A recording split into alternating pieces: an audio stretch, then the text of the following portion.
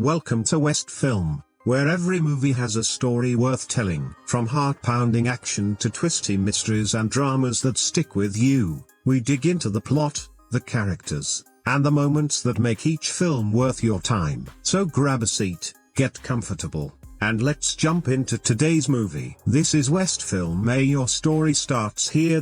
By the time Tom Cruise stepped into Eyes Wide Shut, audiences carried a very specific set of expectations about what a Cruise performance should look like. Stanley Kubrick set out to subvert nearly all of them. Bill Harford is wealthy, handsome, well-educated, and widely respected, yet he turns out to be far less powerful than he believes himself to be. For most of the film, Bill observes events rather than commanding them. He drifts through rooms, streets, parties, apartments, and hallways, constantly stumbling into situations he can't quite make sense of. He chases sexual opportunities again and again, and each time something gets in his way. To play the role, Cruise had to strip away the assertive physical presence that defined his earlier work. That restraint is what makes the character function. Bill starts the film supremely confident in his marriage and in his own read on women. Alice's confession dismantles that confidence completely. Over the course of the story, Cruise turns Bill into a jealous, obsessive, and increasingly frightened man, someone whose professional standing offers no shield against emotional humiliation. Even his repeated insistence that he's a doctor starts to feel less like a statement of fact and more like a reflex, a way of grasping for authority whenever the situation spins out of his control. Critics have come to appreciate the performance more over time, largely because it revealed a passive, uncertain side of Cruise that his blockbuster roles rarely allowed to surface. That same year, he also delivered another striking dramatic turn in Magnolia, playing the aggressive motivational speaker Frank T.J. Mackey. Between the two films, 1999 marked an unusually bold stretch in his career. Still, Eyes Wide Shut didn't send Cruise permanently down the path of psychological drama. In the years that followed, he leaned back into big mainstream franchises: The Mission, Impossible sequels, Minority Report, The Last Samurai, War of the Worlds, and eventually the action star phase that would come to define the later chapters of his career. That makes Bill Harford something of an outlier in his filmography. Nicole Kidman plays Alice Harford, and although she's on screen far less than Cruise, her performance is the emotional detonator that sets the entire story in motion. Kidman got her start in Australia and broke through internationally with Dead Calm, the 1989 psychological thriller that showcased her knack for blending vulnerability with steely determination. She went on to co-star with Cruise in Days of Thunder, where their real-life relationship began, and again in Far and Away. By the mid-1990s,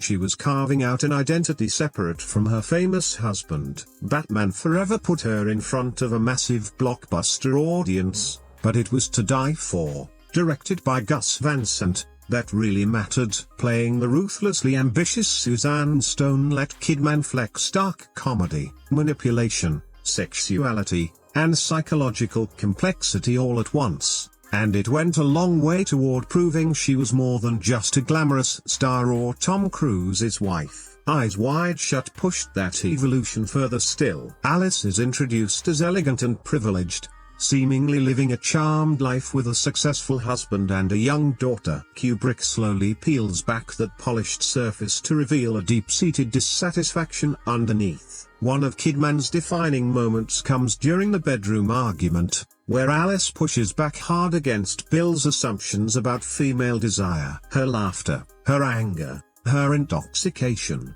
her frustration, and finally her confession about the naval officer turn an ordinary domestic spat into the psychological explosion that propels the rest of the movie. Kidman brings both sensuality and emotional unpredictability to the role. Affectionate one moment, devastatingly confrontational the next. Her performance also keeps Alice from becoming just the wife waiting at home while her husband has all the adventures. Even though it's Bill who physically wanders the city, it's Alice's fantasy that holds real power over him. An imagined act ends up being more psychologically destructive than an actual affair would have been. In that sense, Kidman dominates large stretches of the film even when she's nowhere on screen. Looking back, Eyes Wide Shut sits near the start of one of the richest periods in Kidman's career. When Eyes Wide Shut hit theaters in 1999, it arrived wrapped in an unusual mix of anticipation, mystery, controversy, and tragedy. It was Stanley Kubrick's first feature since Full Metal Jacket in 1987, meaning audiences had waited over a decade to see new work from one of cinema's most revered directors. Kubrick died in March 1999, just months before the film's release, which instantly transformed Eyes Wide Shut into his final statement. At the same time, its stars Cruise and Kidman were one of the most famous married couples in Hollywood. Together, those elements turned the release into a cultural event that went far beyond an ordinary movie premiere. The film also landed at a telling moment. The final years of the 20th century were thick with anxiety over technology, globalization, wealth, identity, sexuality, and the looming millennium. And several major films from that period picked apart the comfortable realities audiences took for granted. The Matrix reimagined everyday life as an artificial simulation. Fight Club took aim at consumer culture and male dissatisfaction. American Beauty dug into the discontent simmering beneath suburban prosperity. Eyes Wide Shut approached that same uncertainty from a much more intimate angle through marriage, desire, privilege, and secrecy. One of the film's most significant cultural effects was how it reframed the public image of Cruise and Kidman. Audiences had come to know them through tabloids, interviews, and red carpet photos as Hollywood's glamour couple. Kubrick took that familiarity and folded it into the movie itself. Watching them play a married couple hashing out jealousy, sexual fantasy, fidelity, and resentment made viewers wonder where the performance ended and reality began, a fascination that only intensified after Cruise and Kidman split in 2001. In that way, the film became part of a broader conversation about celebrity relationships. Hollywood has always sold romantic fantasies about its stars, but Eyes Wide Shut exposed just how little outsiders actually know about any marriage. Bill and Alice look prosperous and stable, a beautiful home, a child, thriving careers, access to elite circles, yet a single conversation reveals the insecurity lurking beneath all of it. That tension between public polish and private uncertainty has only grown more relevant in an age of tightly managed celebrity personas. The film's treatment of sex also stirred plenty of debate. Marketing leaned hard on the promise of Cruise and Kidman nudity and erotic intrigue, leading many viewers to expect a conventional erotic thriller. What Kubrick delivered instead was colder and far more psychologically uncomfortable. Sexual encounters are constantly delayed, interrupted, commercialized, ritualized, imagined, or twisted into threats. Desire almost never leads to satisfaction. Instead it breeds jealousy, fear, humiliation, curiosity, and doubt. That mismatch fueled much of the film's rocky initial reception. Some viewers found it cold or frustrating precisely because it refused to behave like the erotic drama its marketing had promised. Over time,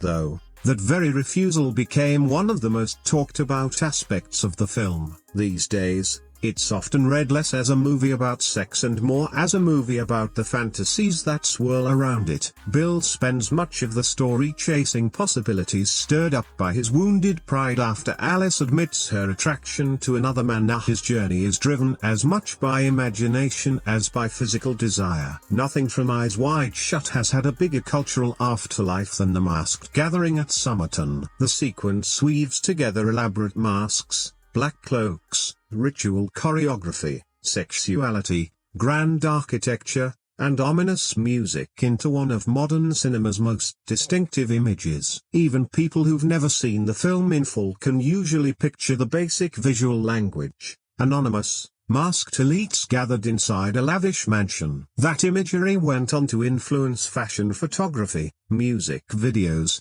advertising, costume parties, nightclub aesthetics, and countless other films. Venetian-style masks already carried associations with carnival, anonymity, and taboo behavior, but Eyes Wide Shut gave them a modern cinematic link to secrecy, wealth, ritual, and hidden identity, so much so that any reference to a mysterious elite gathering now tends to get compared to the film, whether the connection is intentional or not. The Somerton sequence also fueled one of the film's most enduring interpretations, the idea that it exposes secret behavior among the extremely wealthy and powerful. Kubrick never fully explains the organization Bill stumbles into. Its members appear rich and influential, but their identities stay hidden. Ziegler later hints that Bill has wandered into a world whose members hold enough power to control what happens around them.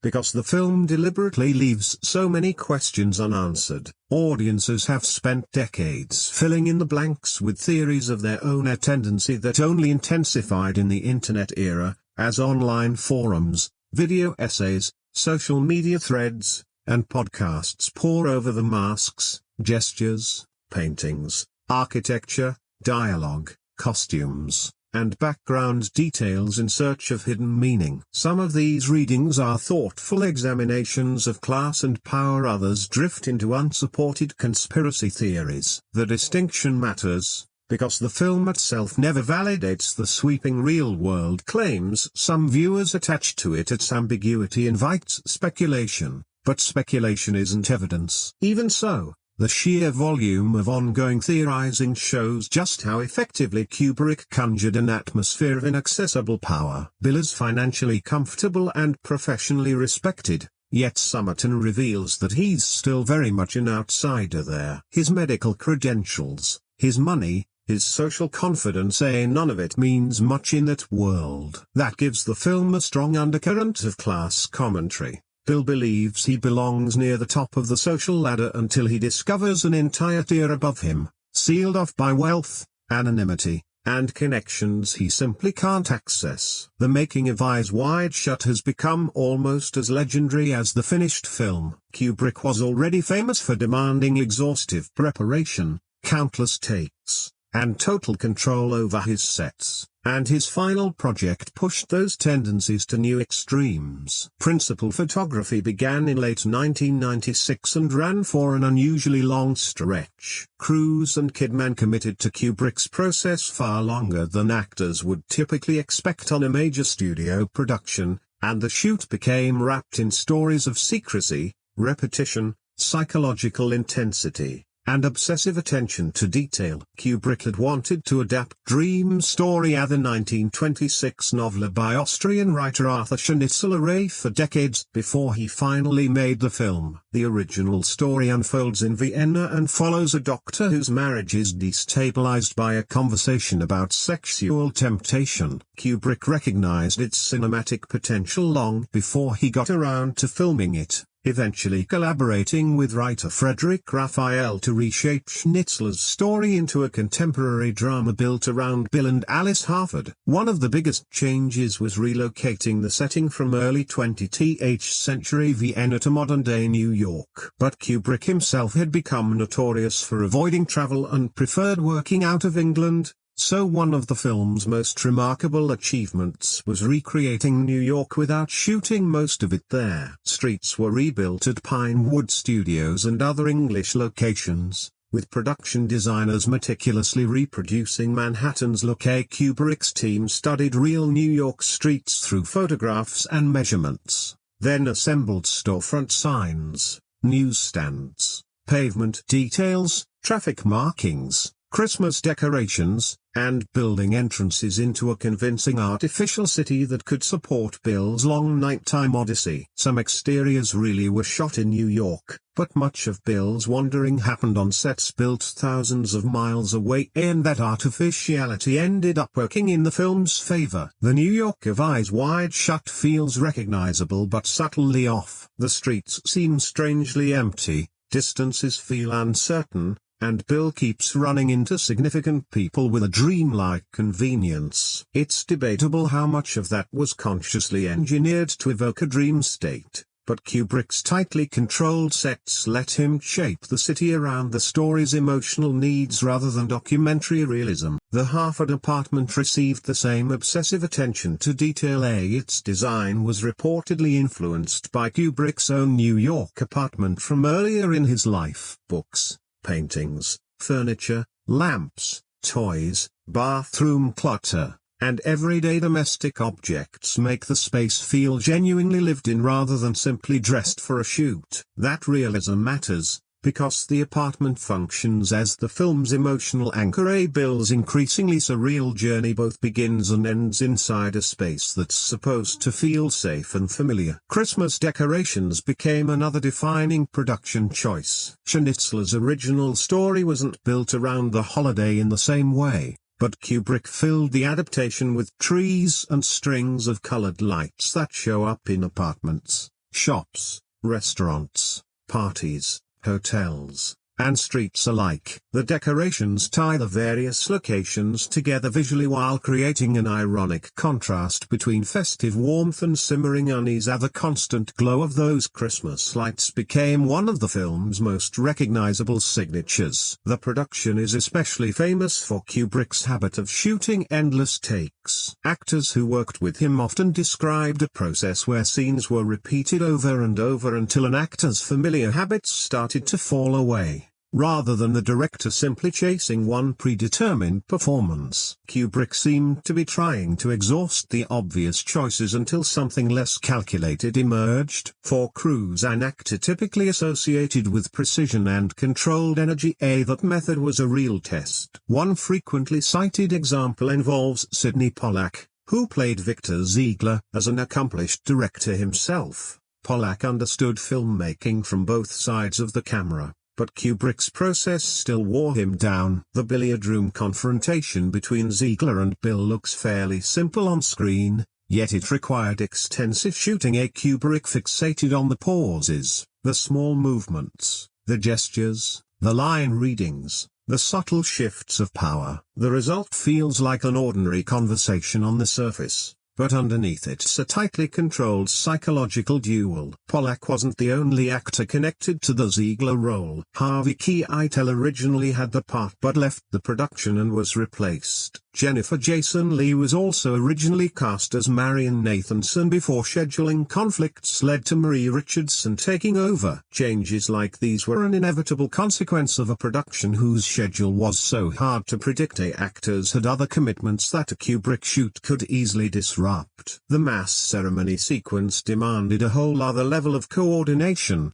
relying on architecture, choreography, costumes, masks, nudity, music, camera movement, and precise blocking, all working in sync. Rather than stage the gathering as chaotic, Kubrick built it around ceremonial order. Participants stand in controlled formations, move slowly, and behave nothing like typical party guests, which turns the scene from a simple orgy into something theatrical and threatening. Several English locations came together to create Somerton. Mentmore Towers in Buckinghamshire supplied the mansion's exterior, while other interiors and constructed spaces filled out the rest of the environment seen on screen. The grand architecture was essential to the effect. Bill isn't just entering a private house, he's crossing into an entirely different social universe. Vast rooms, formal staircases, polished floors, ornate decoration, and the sheer scale of the assembled crowd all emphasize how exposed and vulnerable he is. The masks themselves were chosen to give each participant individuality while still preserving total anonymity. The Venetian-inspired designs let every guest look visually distinct without revealing who they actually were. Eyes Wide Shut follows Dr. William Harford through what looks at first like a secure, privileged life before gradually turning into a psychological descent through jealousy, desire, fear, and doubt. Kubrick structures the film less like a conventional thriller and more like a dream, one that grows increasingly strange while staying tethered to recognizable reality. The story unfolds deliberately, letting conversations, silences, repeated locations, and seemingly small encounters build meaning gradually rather than racing toward one big reveal. Along the way, it raises far more questions than it ever answers. The film opens with Bill and Alice Harford getting ready for an elegant Christmas party hosted by Victor Ziegler, one of Bill's wealthy patients. Their marriage looks comfortable on the surface: money, social standing, a young daughter, an attractive Manhattan apartment. But Kubrick quickly plants small signs of distance between them. At the party, Bill and Alice drift apart and each faces a different temptation. Alice dances with an older Hungarian man named Sandus Zavost, who makes an open play for her, while two young women flirt aggressively with Bill. His flirtation gets cut short when Ziegler pulls him away for a professional favor. Upstairs, Bill finds a naked young woman named Mandy unconscious after overdosing while at Ziegler's side. Bill revives her and warns her how close she came to disaster. The scene introduces several threads that matter later: wealth, sexual secrecy, physical danger, and the access Bill's medical credentials give him to private spaces. He's witnessed something Ziegler would rather keep quiet, and Ziegler is counting on his discretion. The story's real disruption arrives the following evening. Bill and Alice smoke marijuana and start talking about the previous night's party, and the conversation slides into an argument about attraction and fidelity. Bill confidently claims that women are naturally less interested in casual sex than men are, and assumes Alice's love for him shields their marriage from any real temptation. Alice reacts with disbelief and laughter before shattering his certainty with a confession. During a family vacation, she once saw a naval officer and felt such intense desire that, had he asked, she believes she might have walked away from Bill and their daughter for a single night with him. Nothing actually happened, and the officer may not have even noticed her, but the confession devastates Bill precisely because he'd never imagined Alice capable of that kind of desire. From this point on, the film revolves almost entirely around Bill's inability to stop picturing his wife with another man. A phone call interrupts the fight. One of Bill's patients has died, giving him an excuse to leave the apartment and setting off the nighttime journey that fills most of the rest of the film. At the deceased patient's home, the man's daughter, Marion, suddenly confesses her love for Bill despite already being engaged to someone else. Bill turns her down and leaves. At the moment echoes Alice's confession, another seemingly respectable relationship hiding a desire capable of upending an ordinary life. Wandering through Manhattan afterward, Bill runs into Domino, a young sex worker who invites him back to her apartment. He follows her and is about to sleep with her when Alice calls just in time to stop it. Bill pays Domino anyway and leaves. Once again, infidelity comes right up to the edge without ever fully happening, a pattern that's central to the film's structure. Bill's journey is driven more by fantasy, resentment, and curiosity than by any real physical satisfaction. Next, Bill wanders into a jazz club and unexpectedly runs into Nick Nightingale, an old medical school classmate now working as a pianist. Nick mentions he has another gig later that night and, somewhat reluctantly, reveals the strange details. He's been hired to play blindfolded at a secret gathering, and he's glimpsed extraordinary things in the past whenever his blindfold slipped. Bill is instantly fascinated, and Nick eventually gives up a location and a password. Now Bill has a destination, he just needs the right clothes. He visits a costume shop after hours and talks the owner, Milich, into renting him a tuxedo, cloak, hood, and mask. During the visit, he stumbles onto Milich's young daughter in a disturbing situation with two older men, another layer of moral murkiness added to the night, alongside the disguise that lets Bill keep going. A taxi carries him out to the remote mansion at Somerton, and the story shifts fully into ritualistic mystery. Bill gives the password and enters a world of masked figures in formal black cloaks. Inside a vast hall, women are ceremonially presented to the group afterward. Guests scatter into different rooms where sex is happening openly. Bill wanders through it all, equal parts fascinated and terrified. A masked woman warns him he's in serious danger and urges him to leave, but he ignores her until he's caught and dragged before the assembled crowd. who demand he unmask himself. His disguise has failed. Just as things turned threatening, the same mysterious woman intervenes and offers to take his place. Bill is released,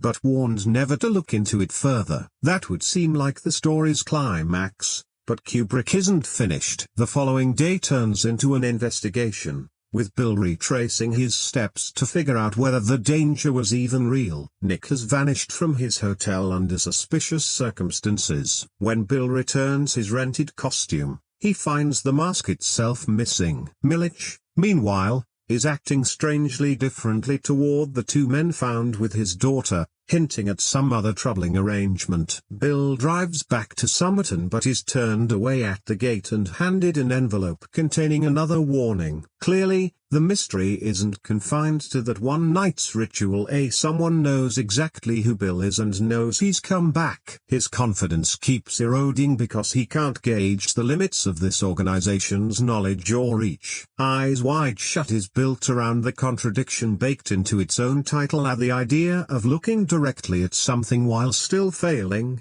or refusing, to understand what you're seeing. Kubrick uses Bill and Alice's marriage to explore desire, jealousy, fidelity, class, secrecy, identity, mortality, and the gap between fantasy and action, and he does it indirectly, letting recurring objects, colors, locations, and encounters build connections without ever collapsing the story into one tidy explanation. Its symbolism works precisely because so many of its images can carry multiple meanings at once. The film's central theme is the instability of sexual certainty. Bill starts out believing he understands both his marriage and female desire. He assumes Alice is faithful not simply because she chooses to be, but because he imagines her sexuality operates by different rules than his own. Her confession about the naval officer demolishes that assumption. She was capable of a desire powerful enough to make her contemplate walking away from her entire life for a stranger. Nothing physically happened between Alice and the officer,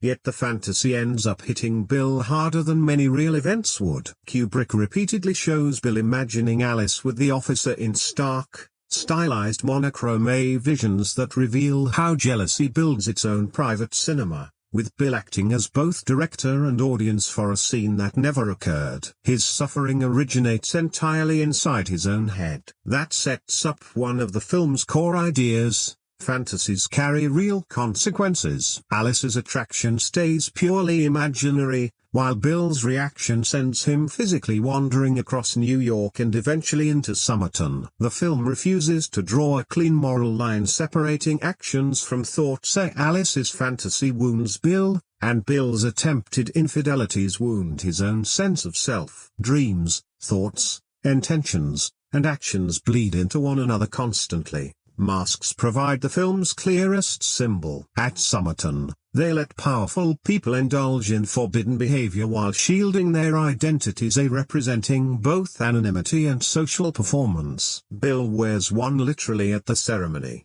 but he's worn other, less visible masks throughout his ordinary life: respectable doctor, confident husband, wealthy professional, desirable man. Alice, in turn, plays the role of elegant wife and mother while harboring an inner life Bill has never seriously bothered to consider. The title, then, applies just as much to their relationship. Bill and Alice have been looking at each other for years, yet parts of who they are have stayed hidden. Their eyes are open, but in a sense, they're shut. The film suggests intimacy doesn't guarantee complete knowledge of another person. Marriage can breed familiarity while simultaneously encouraging assumptions that block real understanding. Bill's missing mask becomes especially significant. After Somerton, he discovers it's not among his returned costume items, and later he finds it lying beside Alice on their bed. That image drags the external mystery straight into the marital bedroom. A space that should represent safety and intimacy now holds a symbol of secrecy and deception. By placing the two together, Kubrick visually links Bill's secret night out to the truth he's been hiding from his wife. Whether the mask was returned by someone else or Alice found it some other way matters less than what it represents psychologically. Bill can no longer keep his separate selves apart. The doctor, the husband, the jealous fantasist, the would-be adventurer, the accidental intruder at Somerton. They all collapse into a single person, and his emotional breakdown hits when the symbol of everything he's concealed turns up right beside the person he's been concealing it from. Eyes Wide Shut also digs into class and social power. Bill is clearly privileged, a successful physician who lives comfortably, attends expensive parties, carries plenty of cash, and expects his professional status to command respect. Throughout the film he keeps announcing that he's a doctor, almost as if the title were a password that grants him access to private homes and lets him ask questions others wouldn't get away with asking. Somerton exposes the limits of that privilege. Bill assumes the right clothes, enough money, and a password can make him belong. They can't. The people behind those masks occupy a social tier beyond his reach. They know the unwritten rules, while Bill is only ever imitating them. Once he's found out, his professional identity offers no protection whatsoever. His wealth is enough to get him through the door, but not enough to give him any real control once he's inside. Doors and passwords become symbols of hierarchy throughout the film. Bill spends the entire story entering spaces: Ziegler's bathroom, Marion's home, Domino's apartment, the costume shop, the jazz club, Somerton, the hotel, the hospital morgue. Each grants him a different degree of access. The secret ceremony makes social exclusion literally. Knowing the password gets you through the first door, but true membership demands knowledge Bill simply doesn't have. Money is another recurring symbol of both Bill's power and its limits. He pays cash constantly to taxi drivers, to Domino, to Milice, and that money lets him bend the ordinary rules and get people to cooperate. But it can't buy him emotional security, can't erase Alice's fantasy, can't guarantee him entry into Somerton, and can't reveal the truth about Mandy. Kubrick presents money as extremely useful, but ultimately powerless against deeper forms of control. Christmas lights form one of the film's most persistent visual motifs, glowing in nearly every environment Bill passes through. Christmas traditionally signals family, innocence, generosity, and domestic warmth, and Kubrick deliberately sets jealousy, prostitution, drug use, deception, and secret sexuality against that festive backdrop.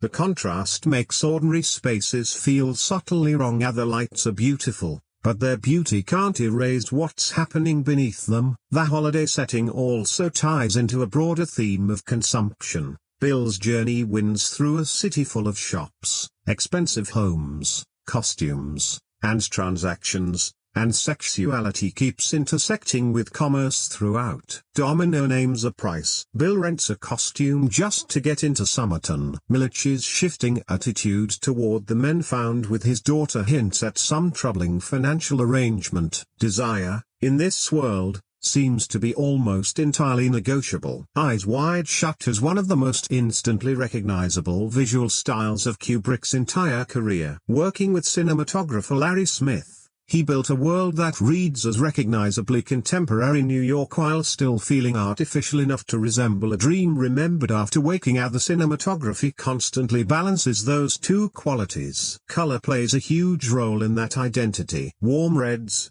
golds, yellows, and oranges dominate many interiors, while colder blues creep in through windows and nighttime exteriors. Kubrick never reduces these choices to a simple code, but he repeatedly pits warm tones against cold ones, creating visual tension between intimacy and distance, safety and danger, domestic comfort and sexual fantasy. The Harford apartment demonstrates this immediately. Warm lamps and Christmas lights create an inviting domestic glow, but cold blue light keeps pushing in through the windows. Bill and Alice inhabit a home that looks comfortable while already carrying visible fractures, and that contrast keeps their domestic life from ever feeling fully secure. even before their argument exposes the emotional uncertainty underneath. Christmas lights themselves are perhaps the film's most persistent visual signature. Trees and strings of colored bulbs show up virtually everywhere Bill goes. Rather than using them just to establish the season,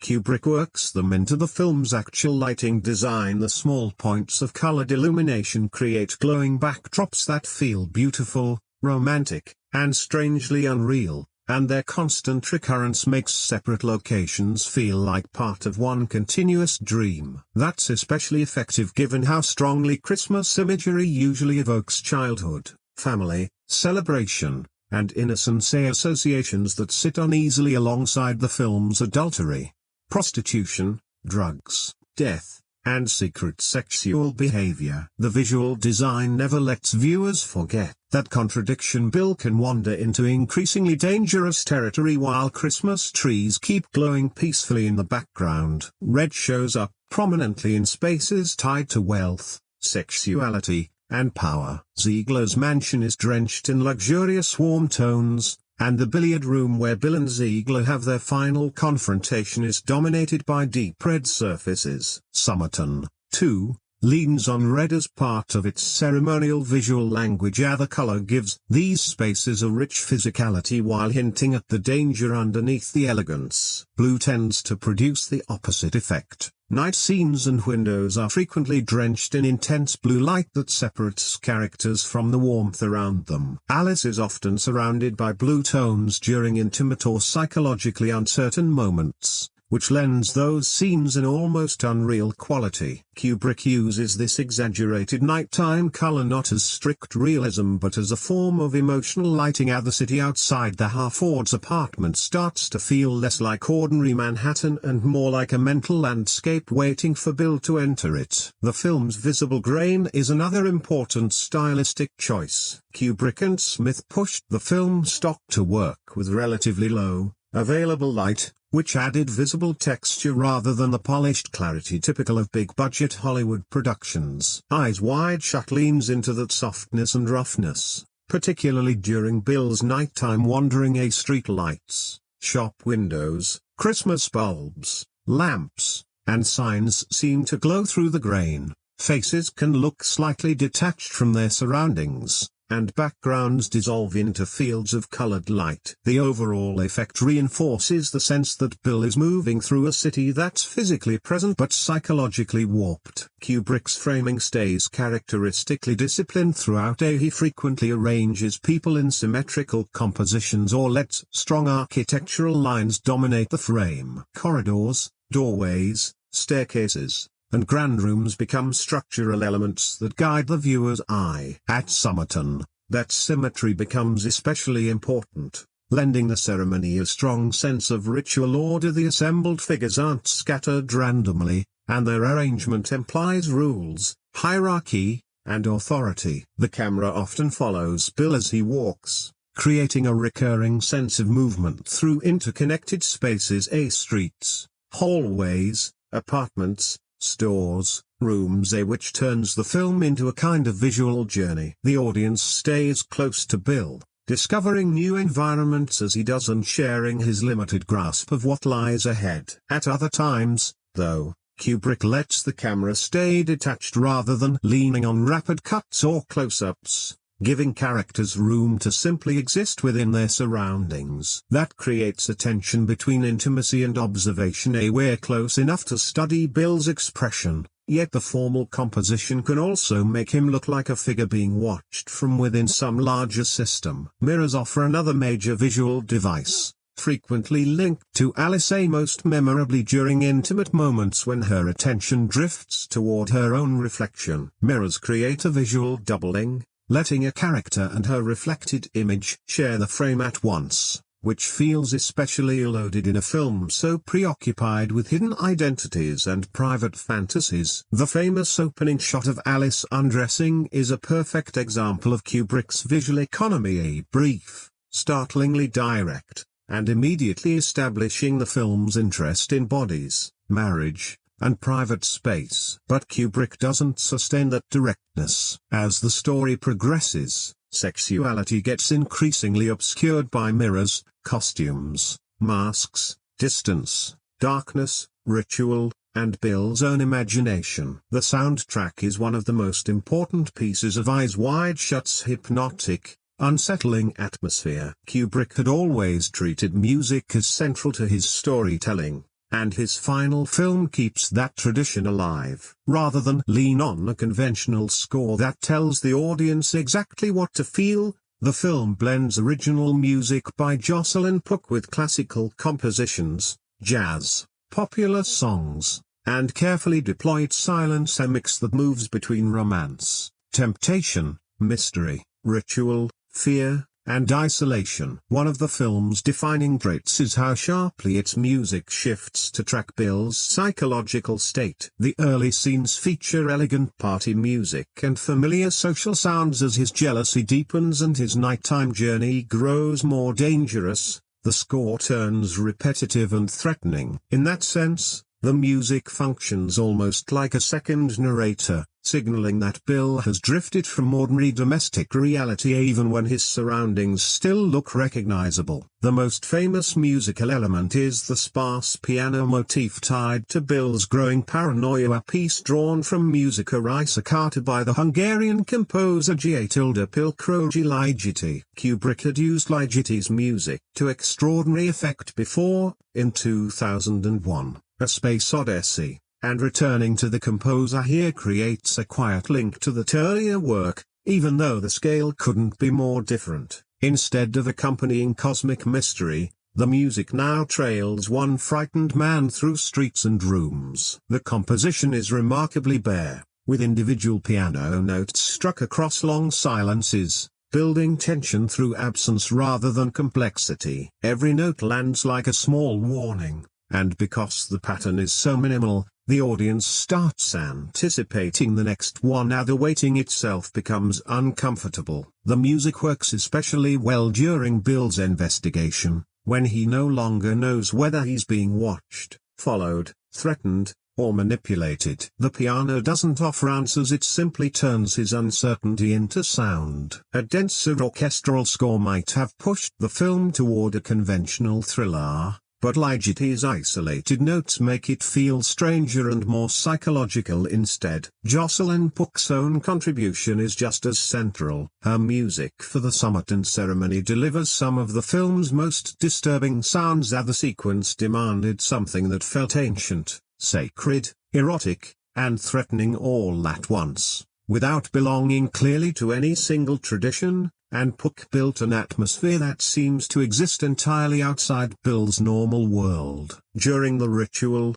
the soundtrack features a deep male vocal line with an eerie reversed quality, immediately signaling that Bill has stepped into a place with unfamiliar rules. The voice doesn't function like ordinary dialogue because its meaning stays inaccessible, so it becomes pure atmosphere instead. Combined with the slow, deliberate movements of the assembled participants, it makes the ceremony feel organized and intentional rather than simply decadent. The use of that reversed liturgical material stirred real controversy. An orthodox chant was incorporated backward, and objections arose over pairing sacred material with the film's sexual ritual, leading to changes in certain later releases. Much like the ratings dispute, that controversy underlines how powerful the soundtrack really was. Audiences didn't experience the ceremony as mere background music but as something carrying genuine religious and cultural weight. Puck's score leans heavily on repetition throughout the film. Rather than give Bill a traditional heroic theme, it traps him inside recurring patterns, which mirrors the story itself. Bill keeps running into temptation, interruption, uncertainty, and humiliation, seeming to move forward geographically while emotionally circling the same obsession. Alice's confession, and his own inability to control what it's awakened in him. The jazz elements create an entirely different mood. Nick Nightingale is a pianist, and Bill reconnects with him at the Sonata Cafe. Copyright jazz belongs to the city's familiar nightlife and feels relaxed compared to the ritualistic music that follows. Yet Nick ends up bridging that ordinary nightlife with the world of Summerton. Music literally gets Bill through the door, which makes Nick's job narratively significant. He's hired to play blindfolded, meaning music exists inside the ceremony even as the musician himself is prevented from seeing it. That detail fits perfectly with the film's fixation on seeing versus not seeing. Nick can hear and take part, but he's not allowed to look, while Bill enters precisely because he wants to see what's hidden. Kubrick also makes deliberate use of pre-existing songs. At Ziegler's Christmas Party, the music sets a tone of sophistication and wealth that lets flirtations unfold naturally, and the atmosphere stays elegant rather than threatening even as the party quietly contains the film's first hints of a darker world, with Alice being courted downstairs while Bill secretly treats Mandy upstairs. Pleasant music plays right alongside troubling behavior. The respectable surface of the party conceals more than it reveals. Chris Isaak's Baby Did a Bad Thing became tightly associated with the film through its promotional campaign and sultry imagery, helping shape expectations that Eyes Wide Shut would be an intensely erotic experience built around the real-life chemistry between Cruise and Kidman. The song's seductive rhythm and provocative title suited the marketing perfectly, even though the finished film is far colder and more ambiguous than that advertising suggested. Another key musical choice is Shostakovich's Waltz No. 2. Which bookends the film during the opening and closing credits and has become deeply linked to Eyes Wide Shut in the public imagination. Eyes Wide Shut arrived in theaters in 1999 carrying expectations that almost no film could have realistically met. It was Kubrick's first feature in 12 years, his first since Full Metal Jacket, and it became his final film following his death in March 1999. It also starred Cruise and Kidman, then one of Hollywood's most famous married couples, playing husband and wife in a story built around jealousy, sexual fantasy, temptation, and secrecy. Before most audiences had even seen a single frame, the movie was already an event. Warner Brothers marketed the film as an erotic mystery, and much of the publicity zeroed in on Cruise and Kidman's intimate scenes, setting up expectations of an unusually explicit mainstream release. Reports about the marathon shoot and Kubrick's notorious secrecy only fed the fascination, and many viewers walked into theaters expecting a provocative erotic thriller. What Kubrick had actually made was a slow psychological drama in which sexual opportunities are repeatedly interrupted, complicated, commercialized, or turned into sources of anxiety, and that gap between expectation and reality shaped much of the film's early reception. Some critics embraced it immediately, praising its atmosphere, visual precision, performances, ambiguity, and refusal to spell everything out. Others found it frustratingly slow, emotionally distant, overly controlled, or simply less profound than all the mystery surrounding its production had promised. The result wasn't universal love or universal rejection, but a genuinely divided conversation. Fittingly, for a film built entirely around uncertainty. Roger Ebert was among the prominent critics who responded favorably, framing the film as an exploration of desire and jealousy rather than treating its sexual imagery as an end in itself. Other supporters pointed to Kubrick's ability to make familiar spaces feel dreamlike and threatening, the deliberate pacing, the recurring Christmas lights, the masks, the long conversations, the mysterious summit and sequence were all seen as evidence that Kubrick was building a psychological experience rather than a conventional suspense story. Negative reactions tended to focus on pacing. At more than 2.5 hours, the film often lets scenes unfold through extended pauses, repeated dialogue, walking, waiting, and seemingly mundane exchanges. Viewers expecting the tight momentum of a thriller could easily find Bill's journey painfully slow. Kubrick constantly withholds information rather than handing it over, and even Ziegler's climactic explanation raises as many new questions as it resolves. Cruise's performance was also a point of debate. As one of the biggest stars in the world, he was closely associated with confident, energetic protagonists, and Bill is deliberately the opposite: confused, jealous, passive, and increasingly afraid. Some early viewers read Cruise's restraint as a limitation. Later assessments have tended to treat that same quality as the heart of the performance, since Bill believes himself confident and socially powerful even as the story keeps proving how little control he actually has. Kidman's performance drew plenty of attention too, especially in the bedroom scene where Alice describes her attraction to the naval officer. Her laughter, anger,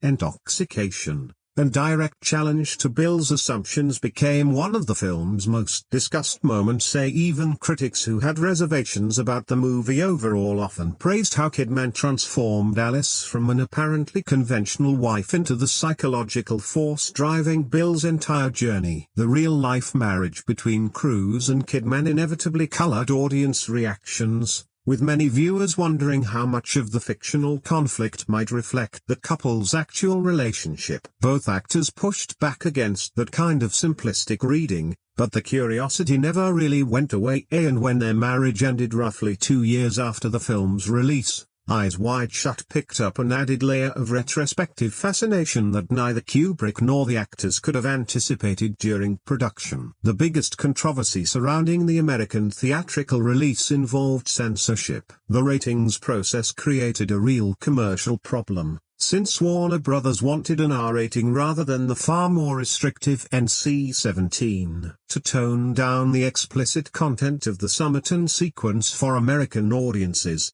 digitally rendered figures were inserted into portions of the frame to block certain images, a change that drew immediate criticism. Kubrick had one of the strongest reputations for artistic control in modern film, and he died before the movie even reached theaters, so the idea of computer-generated figures being added to his final work struck many admirers as troubling. Supporters of the edit argued it let the film reach a wider American audience and pointed out that Kubrick himself had likely anticipated some version of this distribution requirement. Regardless, the controversy became inseparable from discussion of the film. Audiences in many other countries got to see the unaltered imagery, and later home video releases made the uncensored version widely available, so the digitally altered American theatrical cut eventually became more of a historical footnote than the standard way people experienced the film. Still, the debate mattered because it landed at a moment when digital tools were making it increasingly easy for studios to alter finished images after the fact. Another controversy centered on the ceremony's music. Jocelyn Pook's use of reversed orthodox liturgical material produced one of the film's most unsettling audio effects,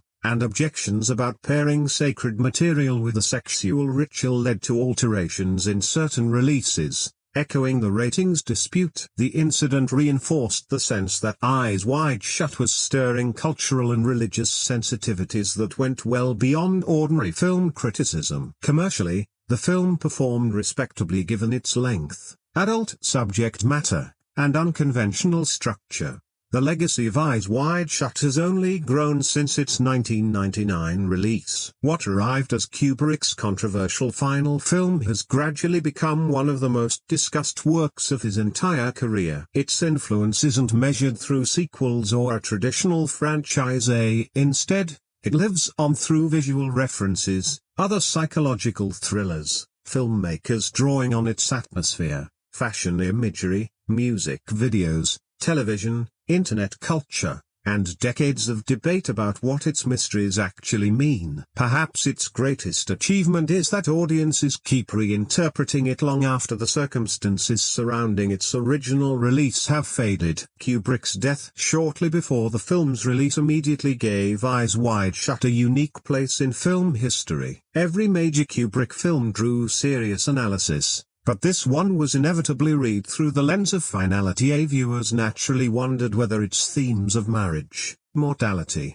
fantasy, and hidden worlds amounted to some kind of parting statement. It would be misleading to call it a deliberate farewell, since Kubrick never expected it to be his last completed work, but history made it one regardless. Its reputation has also benefited enormously from repeat viewings. During its original theatrical run, Plenty of people walked in expecting an erotic thriller and instead encountered a slow psychological drama. Later audiences approached it with a better sense of its unusual rhythm. On home video, viewers could pore over the recurring objects, colors, paintings, masks, Christmas lights, mirrors, and lines of dialogue. The film turned out to be perfectly suited to a culture of close, repeated analysis. The Somerton sequence has left the most obvious visual mark. Black cloaks, Venetian-inspired masks, grand architecture, ritualistic movement, and anonymous wealthy participants combined into an instantly recognizable cinematic language.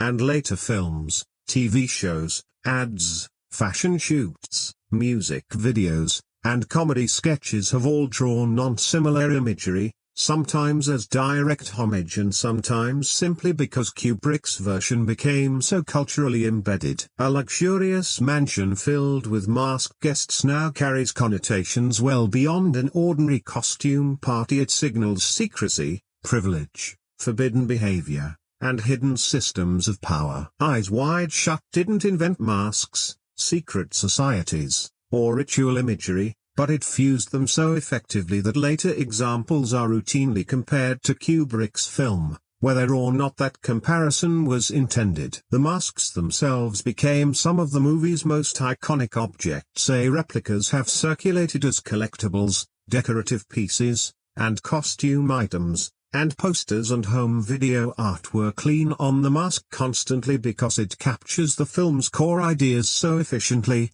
secrecy, identity, performance, sexual anonymity, and the danger of stepping into a world whose rules you don't understand. Unlike most successful films, Eyes Wide Shut never produced an official sequel, spin-off, or franchise, and a sequel would probably undercut what makes the ending so effective in the first place. Bill and Alice's future stays uncertain, and the mystery of Somerton remains powerful precisely because it's never fully resolved. Spelling out exactly who belongs to that organization, or what happens next, would strip away the ambiguity that has let the film endure as an object of ongoing interpretation. Its influence, then, is more atmospheric than narrative. Later filmmakers working in territory involving desire, jealousy, wealthy social circles, secret gatherings, and dreamlike urban settings inevitably invite comparisons to Eyes Wide Shut. The film proved that erotic material could generate anxiety rather than simple titillation, and that sexual temptation could function as a kind of psychological horror without the story ever becoming a conventional horror film. The film's dream logic has also proven influential. Bill's journey is technically a coherent sequence of events,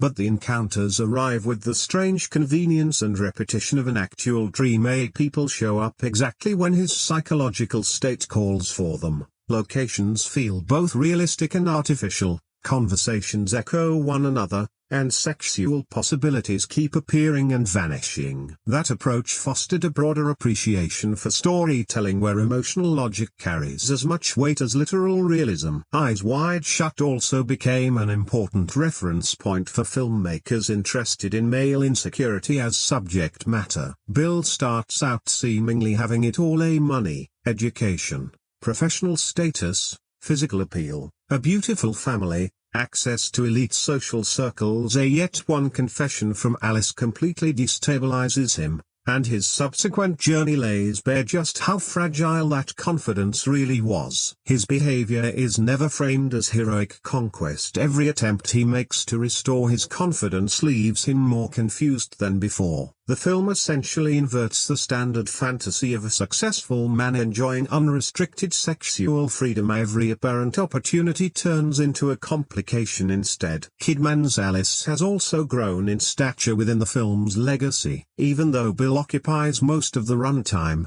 Alice controls the story psychologically. Her description of the naval officer becomes an image Bill simply cannot shake. and later audiences have increasingly emphasized just how much narrative power she holds relative to her actual screen time. Alice shows how a character can dominate a film through another character's imagination, even while physically absent for long stretches. The role became an important stepping stone in Kidman's career as her reputation expanded in the years that followed. Her performances in Moulin Rouge, The Others, and The Hours cemented her as a major dramatic actress, and looking back, Eyes Wide Shut now reads as part of her transition from glamorous Hollywood star to an actress known for adventurous, challenging choices. Audience reactions to Eyes Wide Shut have always felt unusually personal, because Kubrick isn't just asking viewers to follow Bill's journey, he's pushing them to interrogate their own assumptions about marriage,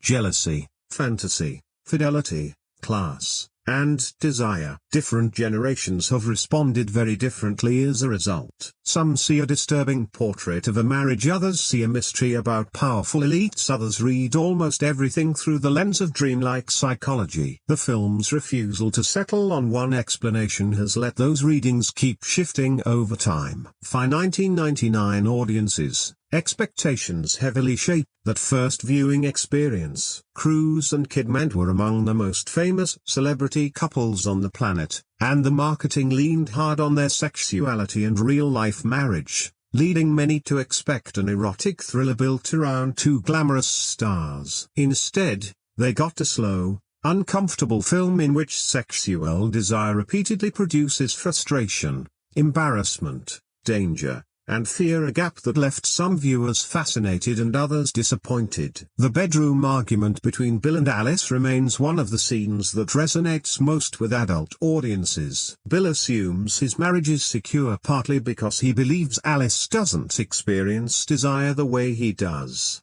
and her confession about the naval officer demolishes that belief entirely. She never actually has an affair with the man, yet Bill reacts as though something essential has been taken from him, raising an uncomfortable question about whether an imagined betrayal can wound almost as deeply as a real one. The scene also pushes viewers to consider how much any two married people truly know about each other's inner lives. Marriage builds intimacy, but it doesn't erase individuality. Alice has memories, desires, and fantasies entirely her own, independent of Bill. That's an obvious truth in the abstract, yet it devastates Bill emotionally once he actually confronts it, and viewers in long-term relationships often recognize that discomfort even if their own circumstances look nothing like Bill and Alice's. Some viewers sympathize with Bill. Alice's confession lands with real force, and Kubrick keeps returning to the imagined scene Bill can't get out of his head. Anyone who's experienced jealousy can recognize how an obsessive thought works.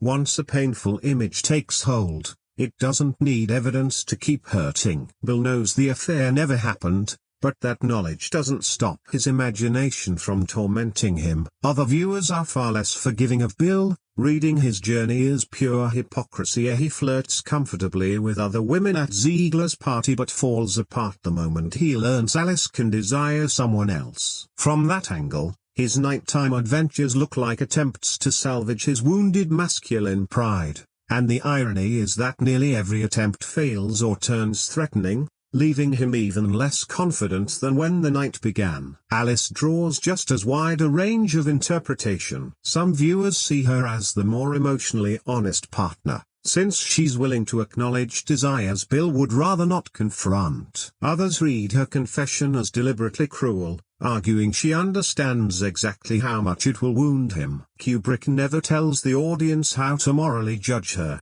letting sympathy shift freely between husband and wife. The screenplay of Eyes Wide Shut generates much of its tension not through dramatic action but through conversations where characters hesitate, repeat themselves, dodge direct answers, or reveal more than the other person wants to hear. Kubrick co-wrote the script with Frederick Raphael, adapting Schnitzler's dream story into contemporary New York. The basic narrative, a marital jealousy colliding with a mysterious mass gathering, stays tied to Schnitzler's original, but Kubrick and Raphael craft dialogue suited to Bill and Alice's modern marriage, professional standing, and social world. The script sets up an immediate contrast between ordinary conversation and hidden meaning. Bill and Alice initially talk like any comfortable married couple getting ready for a party. A practical, familiar exchanges about their appearance, their daughter, the evening ahead. None of it sounds like the beginning of a psychological crisis,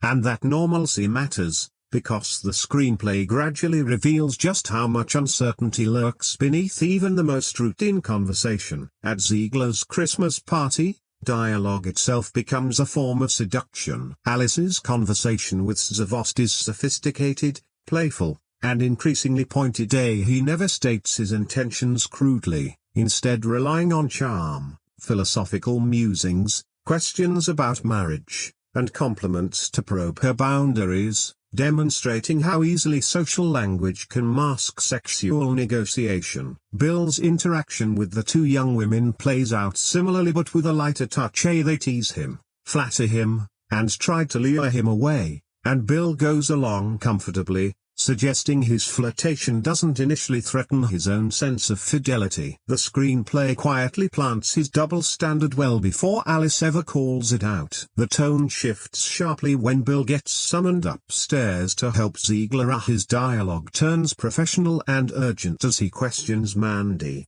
gives instructions, and warns her about the danger she's just narrowly avoided. His language stays controlled because he understands what's happening medically. That version of Bill assured, authoritative starts to fade as the film goes on. He has real command when it comes to medicine. When it comes to desire and secrecy, his words grow increasingly unsteady. The most important piece of writing in the entire film is the marijuana-fueled conversation between Bill and Alice. Structurally, it's the engine that drives everything that follows. Starting casually, drifting through teasing and jealousy, escalating into an argument about male and female sexuality, and finally arriving at Alice's confession about the naval officer. The escalation feels dangerous because neither character initially seems to realize where the conversation is heading. Repetition drives much of the scene.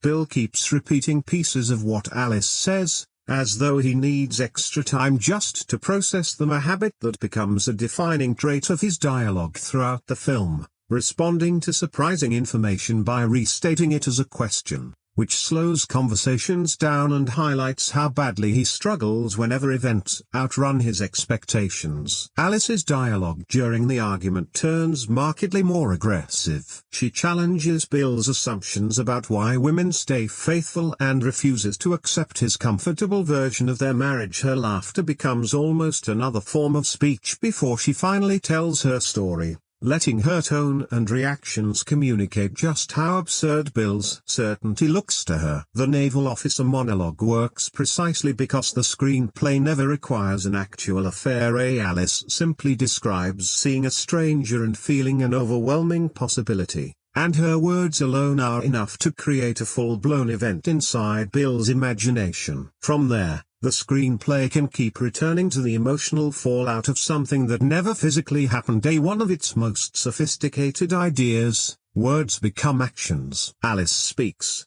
Bill imagines, and the imagined scene reshapes his behavior. The script never treats fantasy as irrelevant just because it stays internal. A handful of sentences spoken in a bedroom end up sending Bill across all of New York. Bill's conversation with Marion Nathanson introduces another recurring pattern: the unexpected confession. He arrives expecting to carry out a routine professional duty after the death of Marion's father, and instead she suddenly declares her love for him. Bill responds, once again, with uncertainty and repetition, and the scene feels uncomfortable partly because the dialogue seems to violate the situation's expected rules. Made stranger still when Marion's fiancée Tilda Copyright arrives shortly afterward. Kubrick and Raphael keep placing Bill in conversations where the conventional social roles stay intact on the surface while private desire quietly disrupts them underneath.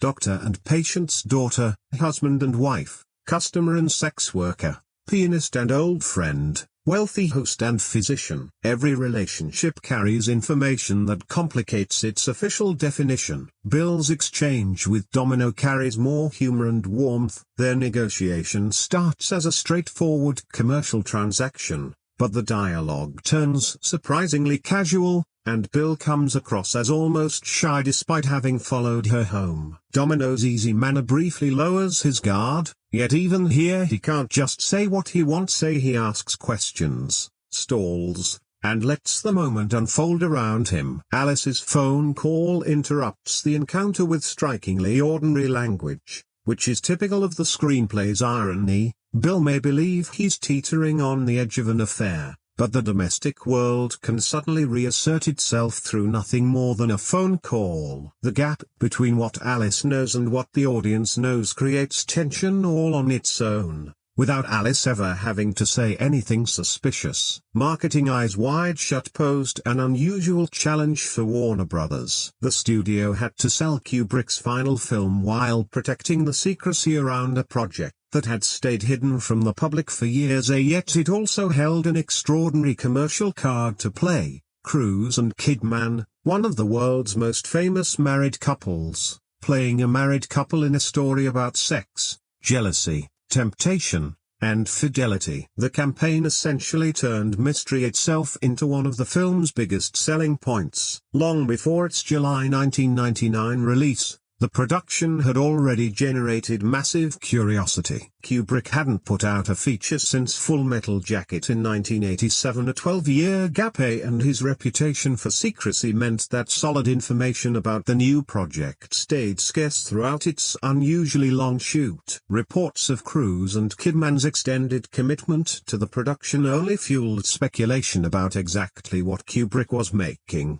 and the combination of secrecy and celebrity generated extensive media coverage without Warner Brothers having to reveal any actual plot details. Entertainment journalists covered the marathon filming schedule, Kubrick's demanding methods, and rumors swirling around the film's sexual content, while Cruise and Kidman's involvement gave every outlet an easy angle. Audiences were invited to wonder how closely the fictional marriage might mirror the couple's real relationship, even though that was pure speculation. Kubrick's death in March 1999 dramatically reshaped the campaign. He had recently screened the film for Cruise, Kidman, and Warner Brothers executives, and his sudden death meant Eyes Wide Shut would now arrive as his final movie. The marketing could no longer frame it simply as the long-awaited return of Stanley Kubrick. It had become the last completed film audiences would ever get from one of cinema's most celebrated directors, lending the release a sense of real historical weight. Kubrick's name already carried enormous cultural authority thanks to films like 2001,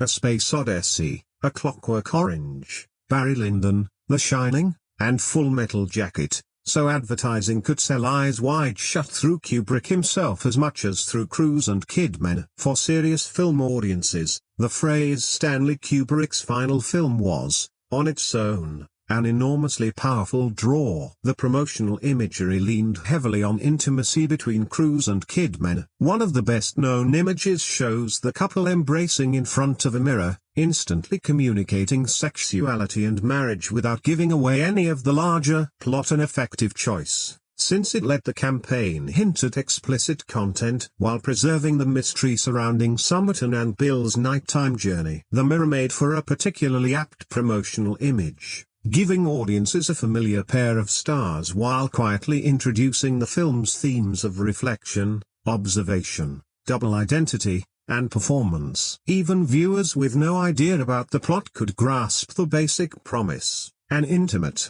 provocative look at a famous screen couple. The trailers followed suit, layering images of Cruise and Kidman together with glimpses of nudity, masks, parties, and mysterious settings, deliberately avoiding much explanation of the actual story. Instead of walking audiences through Bill's investigation, the campaign sold pure atmosphere, inviting viewers to wonder what these characters were up to and what kind of secret world Kubrick had built. that Chris Isaak's Baby Did a Bad Bad Thing became especially central to the film's promotional identity. Its sultry rhythm and provocative title paired naturally with images of Cruise and Kidman, helping present Eyes Wide Shut as a dangerous erotic event for many prospective viewers, even though the finished film ultimately drew on a much broader and stranger musical palette. This strategy made commercial sense but also contributed directly to one of the biggest problems with the film's initial reception. The advertising primed audiences for an erotic thriller centered on Cruise and Kidman's sexual chemistry, and Kubrick's actual film is considerably less straightforward. It contains nudity and sexual content, sure, but its dominant emotional register is jealousy, frustration, anxiety, alienation, and fear. Sex in the film is constantly interrupted or held at a distance. Bill's encounter with Domina never actually happens. Alice's most significant betrayal exists only as fantasy, and while the Summerton sequence is dense with sexual imagery, the masks, ritual, and ominous music keep the whole environment emotionally cold. Viewers drawn in by promises of sensual excitement sometimes found themselves in something far more uncomfortable, and that gap between marketing and reality became part of the film's cultural legacy in its own right. Some of the early disappointment, in other words, was arguably as much a marketing miscalculation as a genuine critical failure. Audiences had been sold the promise of Cruise and Kidman bearing their real intimacy under Kubrick's direction, and what they got instead was, in part, a meditation on how easily we can misread other people's intimacy from the outside. The rating itself became another major flashpoint in the marketing story. Warner Brothers wanted an R rating for the US theatrical release, since an NC-17 would have severely limited its commercial distribution, but portions of the Summerton sequence contained explicit content that created real friction with the ratings board. Eyes Wide Shut becomes even more revealing when set alongside Arthur Schnitzler's Dream Story and Kubrick's own earlier films. On its surface, it looks like an erotic psychological drama about a married New York doctor, but it fits naturally within Kubrick's broader body of work. Alongside 2001, A Space Odyssey, A Clockwork Orange, Barry Lyndon, The Shining, and Full Metal Jacket, all of which follow characters moving through systems they think they understand before discovering forces far larger than themselves. What sets Eyes Wide Shut apart is that the system under the microscope here is, in part, marriage itself. The most important point of comparison is Dream Story, the 1926 novel that supplied the film's narrative foundation. Schnitzler's tale is set in early 20th century Vienna and follows Dr. Fridolin and his wife, Albertina. Their conversation about past temptations destabilizes Fridolin, sending him through a night of encounters that eventually leads to a secret mass gathering. Kubrick and Raphael preserve that essential structure while transforming the setting, period, social context, and countless details. Bill Harford is effectively the modern Fridolin, while Alice corresponds to Albertina. Both stories begin with a married couple confronting the uncomfortable truth that love doesn't erase attraction to other people, and in both, the husband's journey becomes a response to wounded pride and jealousy, with fantasy and reality blurring together until the nighttime adventure feels closer to a dream than an ordinary sequence of events. Moving the story from Vienna to New York shifts its cultural meaning considerably. Schnitzler wrote within the world of Viennese modernism, where psychoanalysis, sexuality, repression, dreams, and bourgeois respectability were major intellectual preoccupations. Kubrick translates those same anxieties into wealthy late 20th century Manhattan. Bill's professional status, his expensive apartment, taxis, credit cards, hotels, costume shops, and elite parties all form a modern equivalent of the social hierarchy running through Schnitzler's original. The Christmas setting represents another major Kubrick addition. The film is saturated with trees, colored lights, gifts, and seasonal displays that unify its various locations visually while adding a layer of irony. A holiday built around family warmth wrapped around a story about jealousy, prostitution, drugs, secrecy, and marital instability. Where Schnitzler achieves his dreamlike quality through language and structure, Kubrick achieves it visually, through color and design. Kubrick also amplifies the social powers surrounding the mass gathering. Somerton doesn't just feel like a forbidden sexual event, it feels like access to a hidden tier of privilege. Bill is wealthy by ordinary standards, yet the mansion makes him seem utterly insignificant, turning the ceremony into a kind of class revelation. Bill discovers that professional success hasn't actually placed him anywhere near the top of the real social hierarchy. That connects Eyes Wide Shut directly to Barry Lyndon. Both films are deeply preoccupied with class, access, ritual, and the ways people use appearance to navigate rigid social structures. Barry tries to climb 18th century European society through charm, marriage, clothing, gambling, and opportunism. Bill, in much the same way, uses money, professional status, formal dress, and a password to work his way into spaces that would otherwise stay firmly closed to him. The Somerton sequence produces a different kind of reaction altogether. On a first viewing, many people experience it primarily through Bill's fear. He enters a mansion without understanding the rules, stumbles onto a mass sexual ritual, gets warned off, and is publicly exposed as an outsider. That taps into a basic, universal anxiety, walking into a place where everyone else seems to understand what's happening except you. For some viewers, Somerton is primarily about class. Bill is wealthy, educated, and professionally respected, yet he discovers an entire tier of power above him. His money and status can get him through the door, but they can't make him a member. And that reading has only gained relevance as later generations have grown more attuned to economic inequality and the private networks surrounding extreme wealth. Other viewers focus on the conspiracy angle. Who are these people? How much power do they actually have? Was Mandy murdered? What happened to Nick? Who put the mask beside Alice? Ziegler's explanation answers just enough to sound plausible while leaving enough gaps to fuel suspicion, which made the film an obvious magnet for online communities devoted to decoding hidden details. Online discussion fundamentally changed how Eyes Wide Shut gets experienced. Earlier audiences watched it in theaters or on home video and talked it over with critics,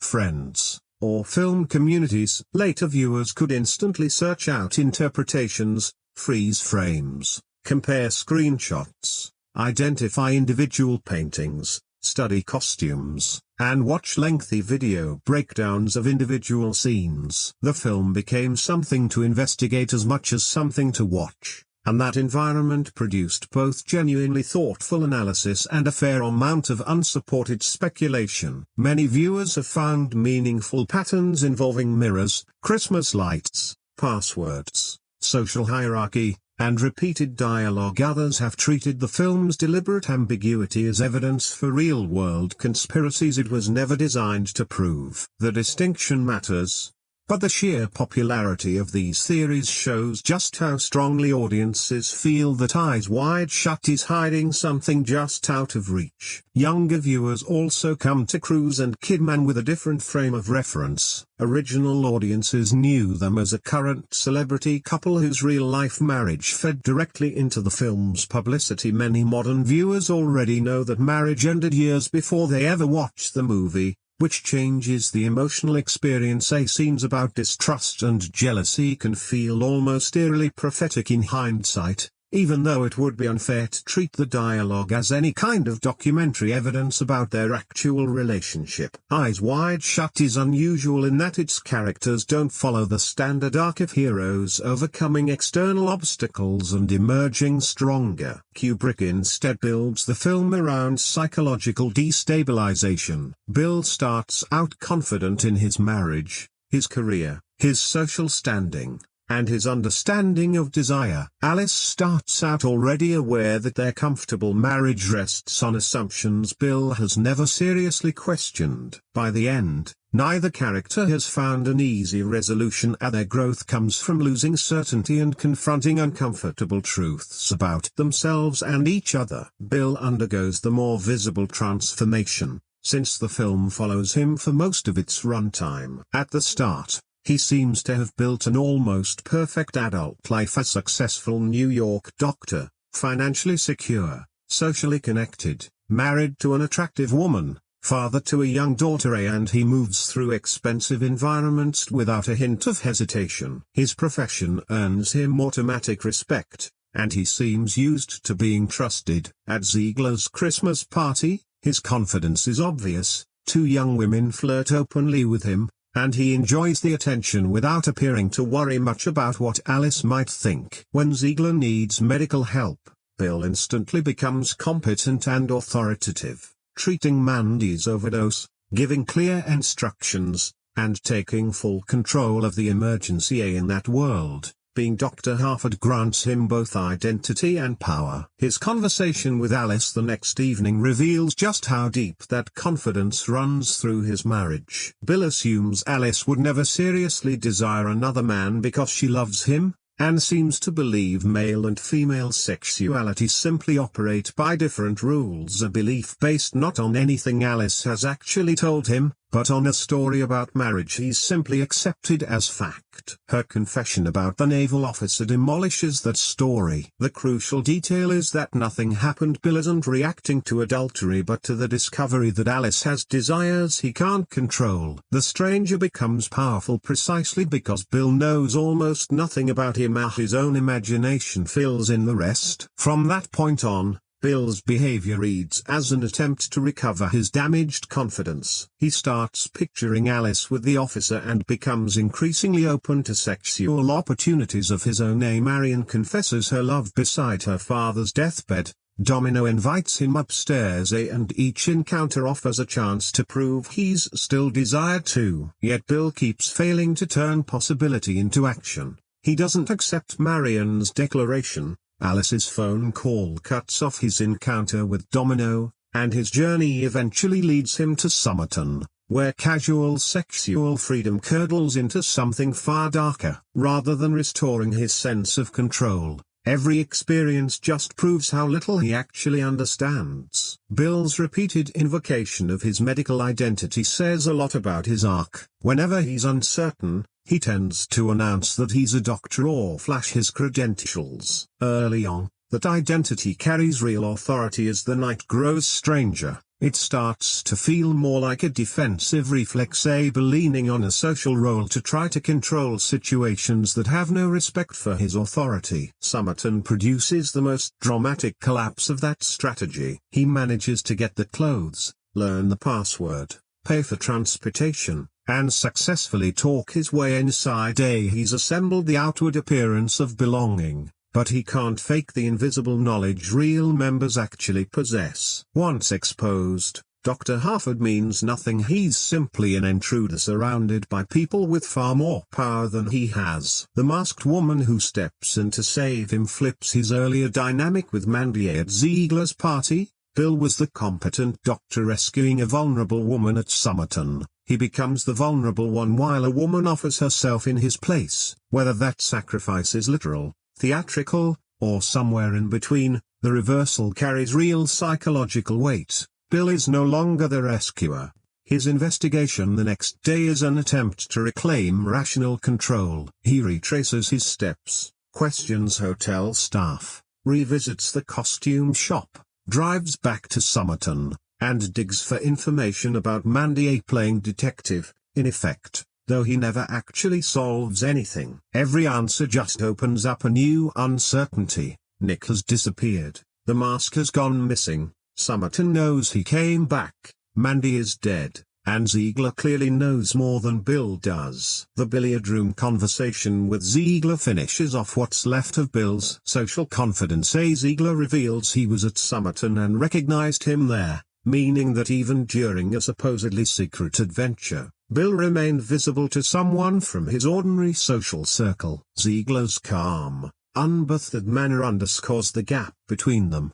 Bill wandered into that world by accident, while Ziegler seems to belong close enough to it to actually understand how it works. Bill's final transformation arrives when he sees the mask lying next to a sleeping Alice. Throughout the story, he's tried to keep his jealousy, his attempted affairs, and his night at Somerton walled off from his marriage. The mask makes that separation impossible. His breakdown in that moment marks the collapse of the controlled identity he'd maintained from the very beginning. For perhaps the first time in the film, he simply stops trying to manage the situation. Alice's arc is smaller in physical scope but no less important. She starts the film as Bill's partner within that same privileged domestic world, yet even the earliest scenes hint that she experiences that life quite differently. At Ziegler's party, she gets drunk and lets Sanders Zavost flirt with her, using his attention to quietly test the boundaries of her marriage without ever actually crossing them. The costume and set design of Eyes Wide Shut are essential to its atmosphere,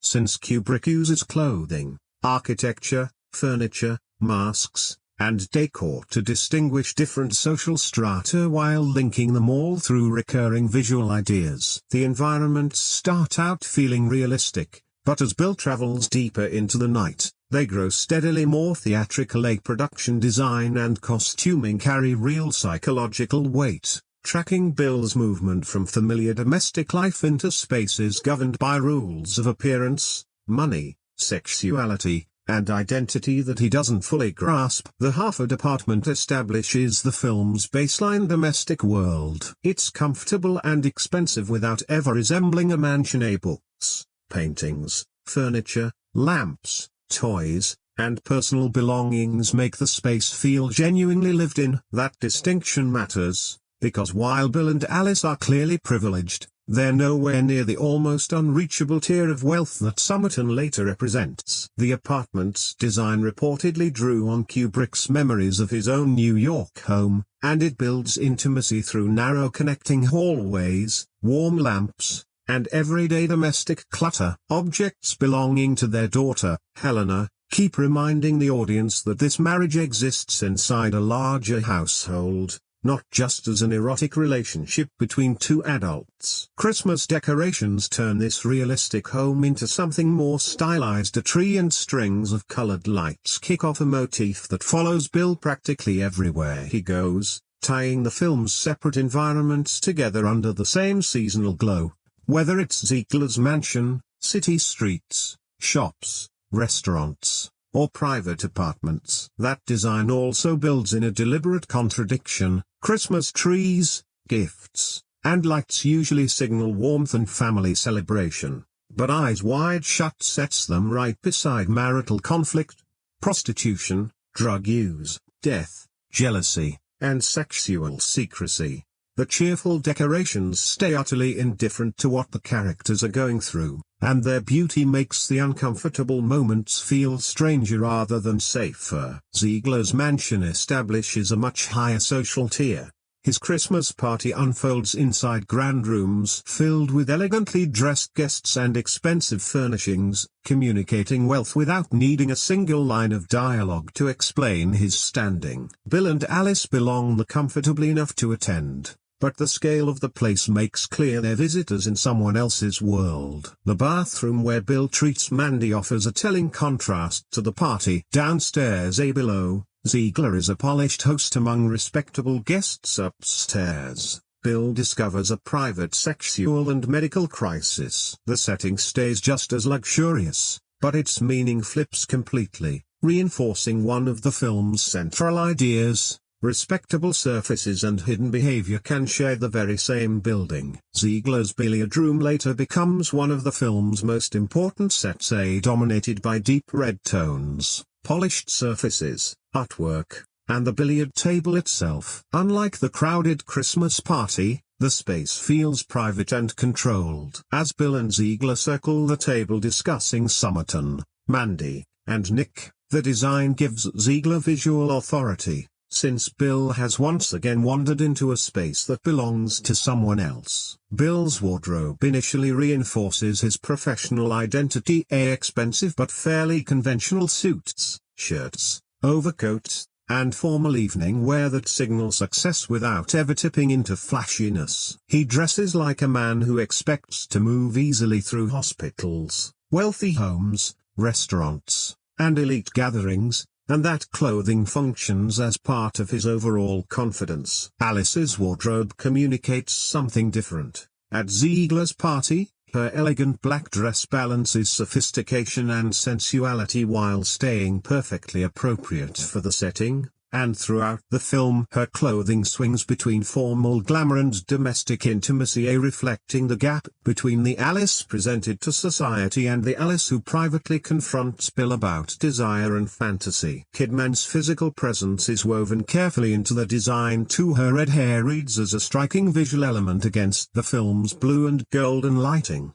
and in several scenes, costume, hair, and lighting combine to make Alice feel simultaneously familiar and slightly unreal, grounded in Bill's domestic world while becoming more and more an object of his imagination. The costume shop marks a major turning point, since clothing here becomes a literal means of access. Bill can't simply show up at Summerton as Dr. Harford. He needs a tuxedo, cloak, hood, and mask, and his ordinary social identity has to be swapped out for a costume. The sequence makes explicit something the film has been implying all along: social worlds have dress codes, and clothing can temporarily fake belonging. Milich's Rainbow Fashions costume shop is itself a striking set, packed with mannequins, garments, theatrical props, and masks, a space where identity itself feels purchasable and changeable, visually far more cluttered than Kubrick's controlled wealthy interiors. Bill moves through objects built specifically for pretending to be someone else.